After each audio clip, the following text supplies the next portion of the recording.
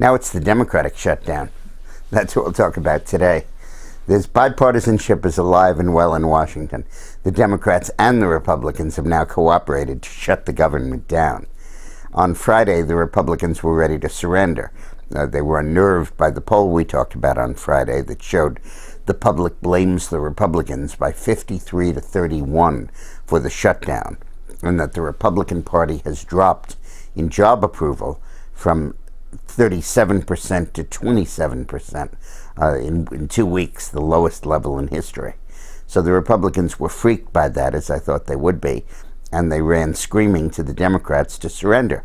And the Democrats, sensing that the momentum had shifted, said, no, we won't take yes for an answer. We won't let you reopen the government until you get rid of the sequester spending cuts, which had been slated to reduce the budget for discretionary spending to $966 billion. And they said, we want it to be $1,078 billion, about $100 billion more. And we won't reopen the government unless you agree to that.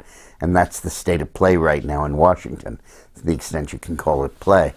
And the Democrats have to be forced off that position. In a strange way, the Democrats are giving the Republicans the opportunity for a victory even in the middle of their defeat by making this outrageous demand. The Republicans are going to refuse and probably will prevail, I assume, later today or tomorrow or the next day, because they can't give way on the sequester limits. Those were dearly won in the last debt limit fight. But it does suggest the way to turn this both to the good of the country and the good of the Republican Party, which is to make the case squarely that the Democrats are just serial big spenders who can't help themselves. Whenever there's an opportunity to spend money, they jump at it.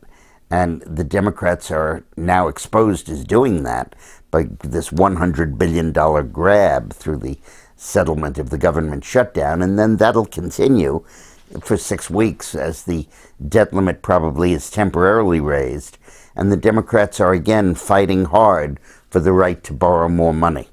And that's an inherently unpopular thing to do. The reason the Republicans are hurting over this government shutdown is not that their position is unjust. It's not that people support Obamacare.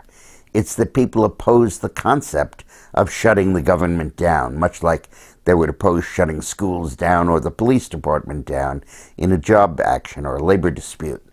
They just don't believe that that's fair to punish people by shutting it down. But they do believe that you can make a stand over the debt limit. Now, what the Republicans should do is that they should go to Obama and say, we will extend the debt limit for 6 weeks, but we want to guarantee that when we come back, and if we're ever up against the debt limit again, that the Treasury Secretary commit to using the tax revenues the United States has that continue to flow in even with the debt shutdown to avoid default and to pay the interest on the debt. That's easy for them to do, and it's easy for the Treasury Secretary to do.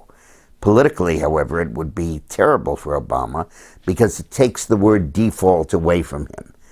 Debt limit minus default is a place you can fight. You can't fight over default. You can't say the U.S. should not pay its bills. But you can say that after it pays its bills, it shouldn't borrow more until it cuts spending. And that's what the Republicans should be doing. Thanks for watching.